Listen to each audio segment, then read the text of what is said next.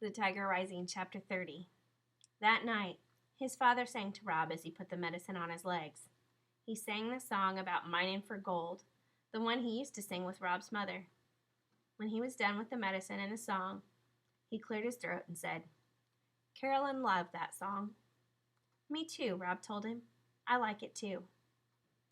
His father stood up. "You're going to have to tell Beauchamp that you was the one that let the tiger go." "Yes, sir," said Rob. "I'll tell him I was the one who shot it, but you got to admit to letting him go." "Yes, sir," said Rob again. "I might lose my job over it," his father said. "I know it," Rob told him, but he wasn't afraid. He thought about Beauchamp's shaking hands. Beauchamp was the coward. He knew that now. "I thought I would tell him I could work for him to pay for what I done." "You can offer him up some kind of reasonable solution," said his father, "but it don't mean he'll go for it. There ain't no protecting Beauchamp, other than to say he's going to be mad." Rob nodded.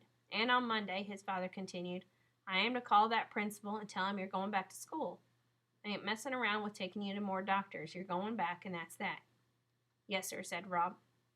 He didn't mind the thought of going back to school. School was where Sistine would be. His father cleared his throat. "It's hard for me to talk about your mama. I would never have believed that I could miss somebody the way I miss her. Saying her name pains me."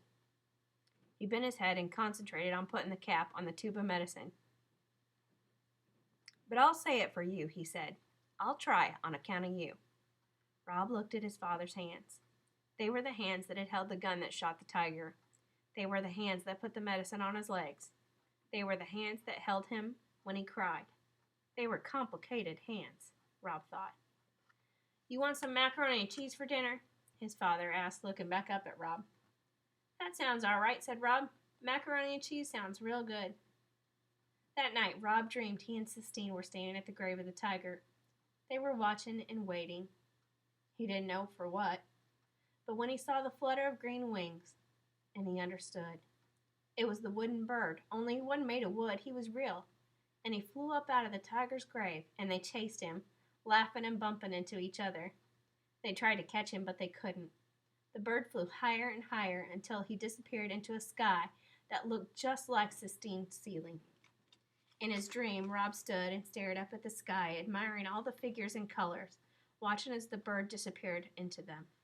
"See," said Sistine in his dream, "I told you it was like fireworks." He woke up smiling, staring at the ceiling of the motel room. "Guess what?" his father called to him from outside. "What?" Rob called back. "There ain't a cloud in the sky," said his father, "that's what." Rob nodded. He lay in bed and watched the sun poke its way through his curtain. He thought about Sistine and the tiger he wanted to make for her. He thought about what kind of wood he would use and how big he would make the tiger. He thought about how happy Sistine would be when she saw it.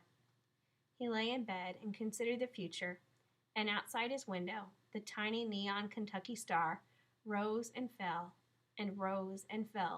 competing bravely with the light of the morning sun.